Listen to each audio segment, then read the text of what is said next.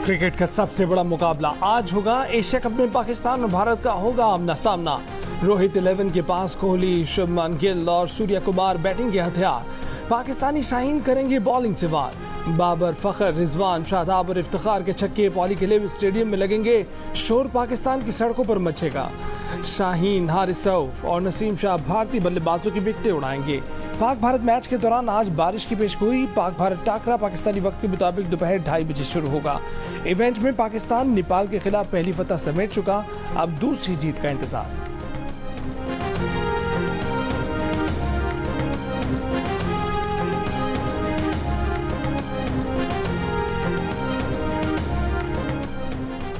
भारतीय कप्तान रोहित शर्मा पाकिस्तानी टीम के कदरदान। कहा कि पाकिस्तान क्रिकेट टीम अच्छा खेलती हुई आ रही है, ऐसी टीम के खिलाफ खेलना एक चैलेंज है। बाबर आजम मैच अपने नाम करने के लिए पुरअज़्म। कहा कि हम पर दबाव नहीं, जीत का मोमेंटम बना हुआ है, कोशिश करेंगे कि मोमेंटम को बरकरार रखें। तमाम खिलाड़ी पुरजोश हैं, सब जानते हैं कि पाकिस्तान और भारत का मैच जबरदस्त होता है।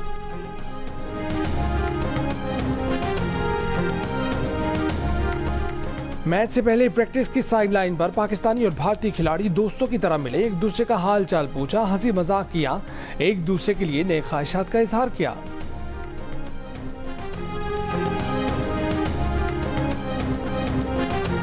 बड़े मैच से पहले बड़ा टाकरा। पाक भारत मुकाबले से पहले जियो न्यूज और भारतीय टीवी अब तक पर पाक भारत साबिक क्रिकेटर्स का टाकरा। साबिक ऑलराउंडर अब्दुल रज़ाक ने कांटेदार मुकाबले की पेशगोई कर दी। कहा कि दोनों टीमें बहुत मुतवाज़िन हैं, मैच बड़ा जबरदस्त और दिलचस्प होगा। साबिक भारतीय क्रिकेटर मदन लाल बोले कि पाकिस्तान की बॉलिंग जबरदस्त है तो भारतीय टीम भी कम नहीं। शामी, सिराज, बुमराह ने भी मैचेस जितवाए हैं। साबिक कप्तान मोइन खान ने कहा कि भारतीय टीम में कुछ अरसे से तसलसल नहीं, पाकिस्तान के पास भारत से ज्यादा मैच विनर्स हैं। साबिक भारतीय क्रिकेटर अतुल वासन ने कहा कि पाकिस्तानी टीम नंबर 1 टीम है। कपिल देव बोले कि पिछले 1 साल से पाकिस्तान क्रिकेट बहुत जबरदस्त खेल रही है। साबिक कप्तान सुनील गावस्कर ने कहा कि किस खिलाड़ी में कितनी काबिलियत है, इसका फैसला मैदान में होगा। जियो न्यूज पर दूसरे टाकरे में मोहम्मद अजरुद्दीन, कपिल देव और अतुल वासन की शिरकत। पाकिस्तान में मोइन खान, अब्दुल रज़ाक और सिकंदर बख्श शामिल।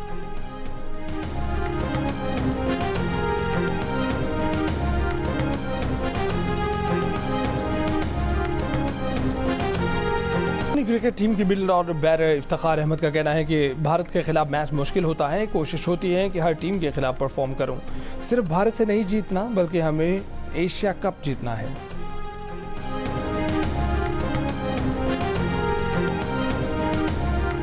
एशिया कप के वनडे फॉर्मेट में पाकिस्तान और भारत 13 मरतबा बंदे मुकाबला आ चुके हैं। भारत ने 7, पाकिस्तान ने 5 बार मैदान मारा। एक मैच बारिश के सबब किसी नतीजे के बगैर खत्म हुआ।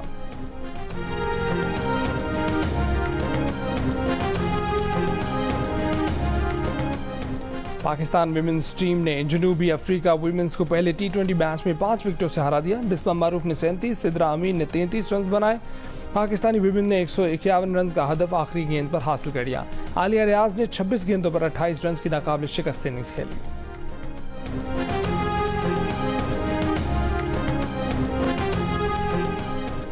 लाहौर से गिरफ्तार साबिक वजीर आला पंजाब परवेज इलाही को अटक जेल मुंतकिल कर दिया गया। परवेज इलाही को सख्त सिक्योरिटी हिसार में अटक जेल मुंतकिल किया गया।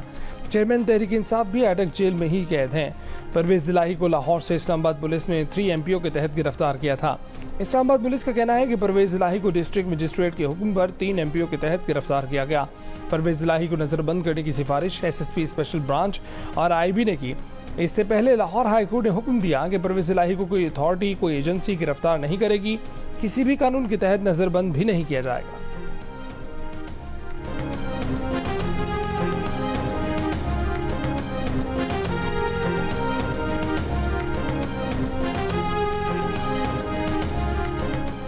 बलूचिस्तान के इलाके वाशक में CDD की कार्रवाई। फायरिंग के तबादले में 5 मुबैना हमलावर मारे गए। तर्जुमान CDD के मुताबिक हमलावरों के 3 साथी फरार हो गए।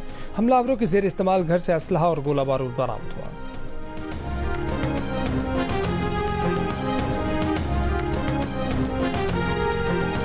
मीरान शाह में सिक्योरिटी फोर्सेस का ऑपरेशन, एक दहशतगर्द हलाक, दूसरा जख्मी। फायरिंग के तबादले में मेजर आमिर अजीज और सिपाही मोहम्मद आरिफ शहीद हो गए। ISPR के मुताबिक 29 साल के शहीद मेजर आमिर अजीज सरगोदा के रहायशी थे। 27 साल के शहीद सिपाही मोहम्मद आरिफ का ताल्लुक साहिवाल से था। खैबर के इलाके तीरा में सिक्योरिटी फोर्सेज और दहशतगर्दों के दरमियान भी फायरिंग का तबादला। एक दहशतगर्द हलाक। फायरिंग के तबादले में हवलदार मुंतजिर शाह शहीद हो गए।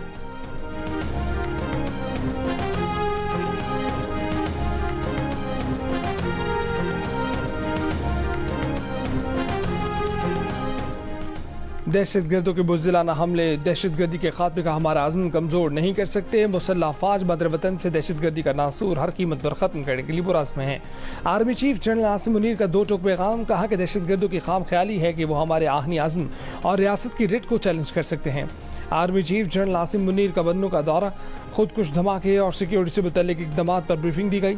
आर्मी चीफ ने कहा कि पाक फ़ौज दहशतगर्दी के खिलाफ किरदार अदा करती रहेगी।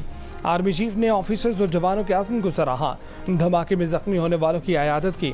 आर्मी चीफ ने फौजियों के बुलंद हौसले और गैर मुतज़लज़ल आज़म को सराहा।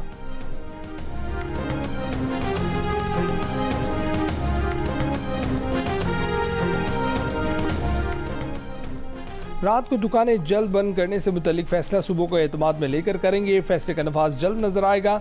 निगरान वज़ीर आज़म अनवारुल हक काकड़ की जियो न्यूज़ के प्रोग्राम जिरगा में मेज़बान सलीम साफ़ी से बातचीत।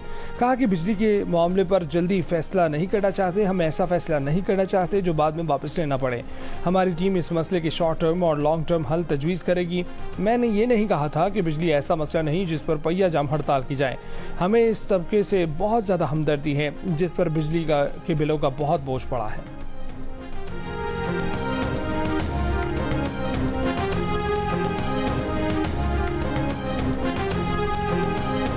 नैब तरमीम के खिलाफ केस का फैसला यही 3 रुकनी बेंच करेगा। 50 समातें हो चुकी हैं। इस मरहले पर बेंच की तश्कील तब्दील करने की राय मुनासिब नहीं।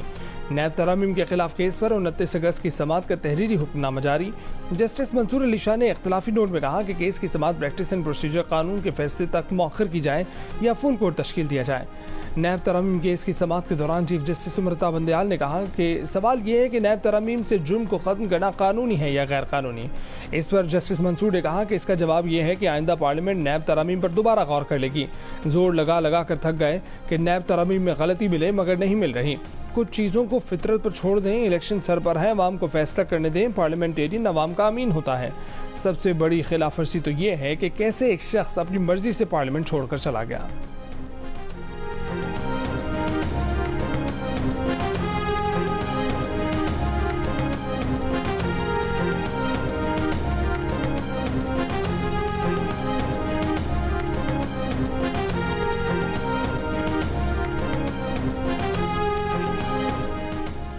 पेट्रोल के बाद गैस भी महंगी। 1 किलो एलपीजी 39 रुपये महंगी हो गई। नई कीमत 240 रुपये 12 पैसे हो गई। एलपीजी का घरेलू सिलेंडर 460 रुपये महंगा हो गया।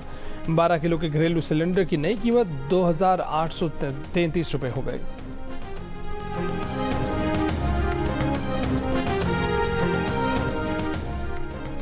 अगस्त में महंगाई की शरह 27.38% रही। इदारा शुमारियात के मुताबिक पिछले माह की निस्बत महंगाई की शरह में 1.72% इजाफा हुआ।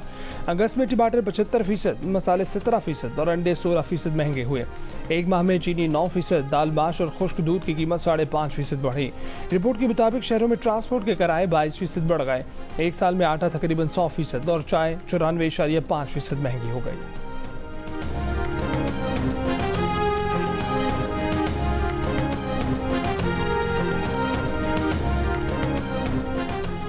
बिजली, गैस, पेट्रोलियम मसनूआत की कीमतों और महंगाई के खिलाफ मुख्तलिफ ताजिर तंजीमों की जानिब से आज हड़ताल और एहतजाज की अपील।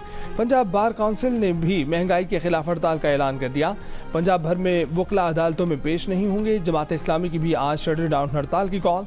कराची में जुमे को ताजरों ने हड़ताल की, दुकानें और बाजार बंद रखे। लाहौर, रावलपिंडी समेत दीगर शहरों में भी मुजाहरे। महंगाई के खिलाफ शहरी सरापा एहतजाज।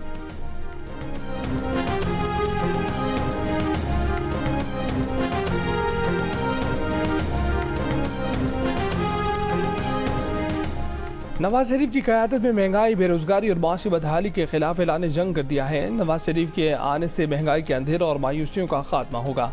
मुस्लिम लीग नून की चीफ ऑर्गेनाइजर मरीम नवाज का पेशावर में खिताब। कहा कि 10 साल में खैबर पख्तूनख्वा के वसाइल को सिर्फ लूटा गया। नौजवान सैलाब की पानियों में मदद के लिए पुकारते रहे। खैबर पख्तूनख्वा का हेलीकॉप्टर जलसों की ड्यूटी करता रहा।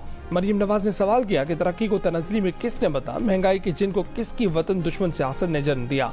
मजलूमियत के नारे बुलंद करने से पहले अपनी फैलाई तबाही का हिसाब दें। आज के चैलेंजों का उसी कुव्वत से मुकाबला करेंगे जिस तरह 2013 में किया था।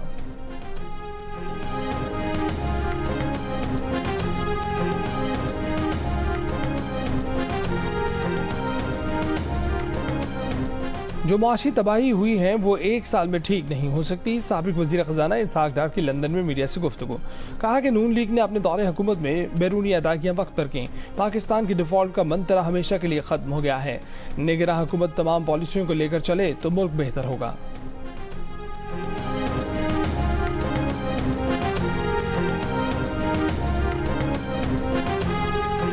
नई हल्का बंदियों की अशात 30 नवंबर को होगी। इलेक्शन कमीशन का ऐलान। सियासी जमातों से मुशावरत के बाद हल्का बंदियों का दौरानिया कम कर दिया। इलेक्शन कमीशन का कहना है कि हल्का बंदियों का दौरानिया कम करने का मकसद जल्द इलेक्शन मुमकिन बनाना है। हल्का बंदियों की तारीख मद्देनजर रखते हुए इलेक्शन शेड्यूल का ऐलान भी कर दिया जाएगा। इससे पहले हल्का बंदियों की हतमी अशात के लिए 14 दिसंबर की तारीख सामने आई थी।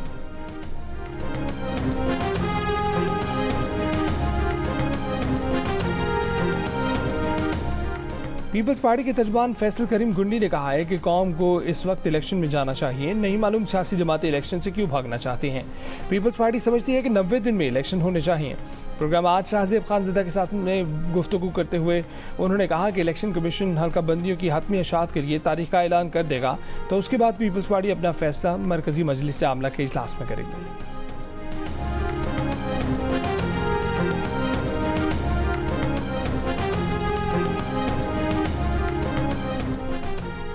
तहरीक इंसाफ ने बैनुल-अक़वामी अदालतों में भी मुकदमे लड़ने का फैसला कर लिया। चेयरमैन पीटीआई ने बैरिस्टर जेफरी रॉबर्टसन को अपना वकील मुकर्रर कर दिया। जेफरी रॉबर्टसन बैनुल-अक़वामी अदालतों में चेयरमैन पीटीआई की नुमाइंदगी करेंगे।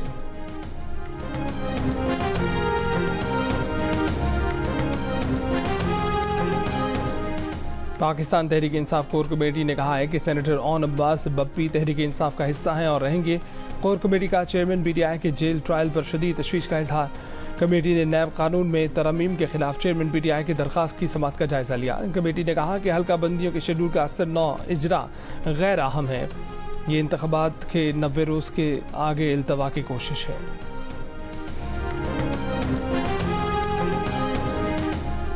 शारजाह से कराची आने वाले एक और मुसाफिर को मौकी पॉक्स अलामात के शुबे में करंतना मरकज भेज दिया गया। तर्जुमान महकमा सेहत सिंध के मुताबिक मुसाफिर की उम्र 27 बरस है। निगरां वज़ीर सेहत सिंध के मुताबिक जुमेरात को मुश्तबा तीनों अफराद की इब्तदाई रिपोर्ट मनफी हैं। तीनों अफराद को करंतना में रखा गया है। मजीद टेस्ट की रिपोर्ट मनफी आने पर उन्हें घर भेज दिया जाएगा।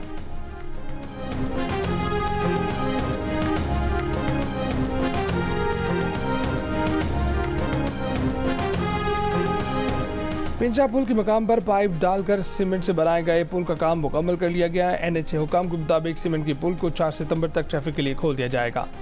दर्रा बोलान पर नए पिंचा पुल की तामीर 9 का काम भी शुरू हो चुका। 50 करोड़ रुपए की लागत से पिंचा पुल की तामीर के लिए 4 माह का वक्त दरकार होगा।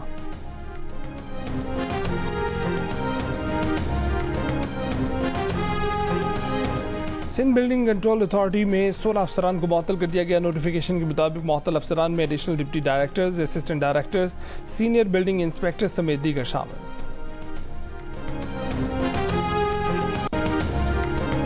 गवर्नर सिंध कामरान डिसोरी की लंदन में साबिक वज़ीर आज़म नवाज शरीफ से मुलाकात। सियासी सूरत हाल, आम इंतखाबात और बाहमी दिलचस्पी के दीगर अमूर पर तबादला ख्याल। मुलाकात के बाद मीडिया से गुफ्तगू में कामरान डिसोरी ने कहा कि नवाज शरीफ बिजली के बहरान और बढ़ते बिलों के सबब बहुत परेशान हैं। वो पाकिस्तान को इस हालत तक पहुँचाने वालों का एहतसाब चाहते हैं। नवाज शरीफ को डॉक्टर खालिद मकबूल सिद्दीकी का सलाम पहुँचाया है।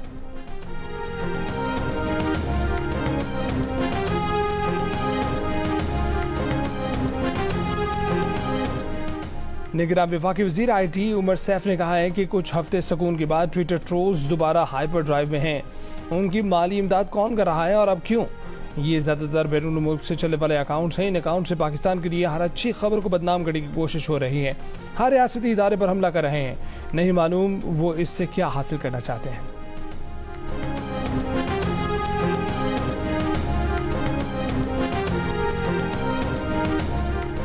मरी से साबिक MNA सदाकत अब्बासी को इस्लामाबाद से नामालूम अफराद अपने साथ ले गए। PTI के सेक्रेटरी जनरल उमर अयूब का दावा। उमर अयूब ने कहा है कि गिरफ्तारियों और प्रेस कॉन्फ्रेंसों का सिलसिला अब रुकना चाहिए।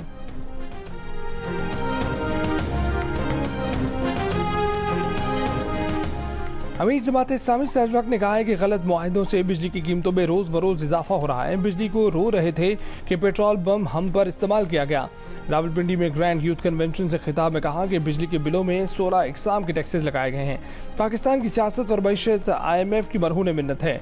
अशराफिया 500 अरब से जायद मुफ्त बिजली खा जाती है। अवाम अगर खामोश रही तो आइंदा सांस लेने का टैक्स भी अदा करना पड़ेगा।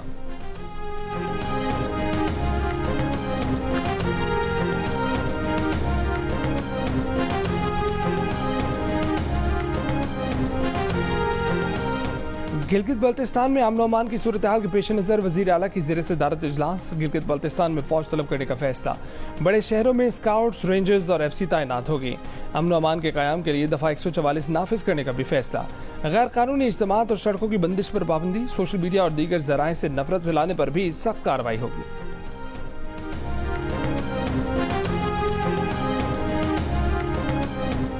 मेयर लंदन सादिक खान ने बरतानिया और यूरोपीय यूनियन से इस उम्मीद का इजहार किया है कि वो पाकिस्तान को मुआशी मुश्किलात से निकालने में मदद देगी।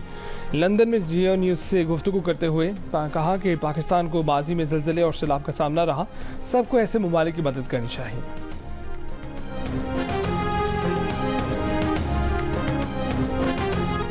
बरतानिया ने पाकिस्तान को लाहौर और कराची एयरपोर्ट्स पर नए स्कैनर तोहफे में दे दिए। बरतानवी हाई कमिश्नर जेन मेरियट ने कहा है कि बरतानिया पाकिस्तान की एयर सेफ्टी को बैनुल-अक़वामी मयार के मुताबिक लाने की हिमायत करता है। पाकिस्तान से एविएशन शोबे में मज़ीद ताउन के ख्वाह हैं।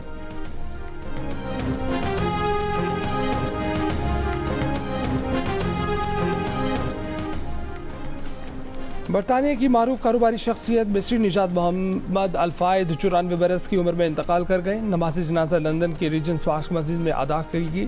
मोहम्मद अल-फायद पुरतायुश अशिया के स्टोर हैरिट्स और फुलहैम FC के साबिक मालिक थे। उनका इंतकाल बेटे दूधी अल-फायद की मौत के 26 बरस बाद हुआ। दूधी अल-फायद बरतानिया की शहजादी डियाना के साथ कार हादसे में जाम बहक हुए थे।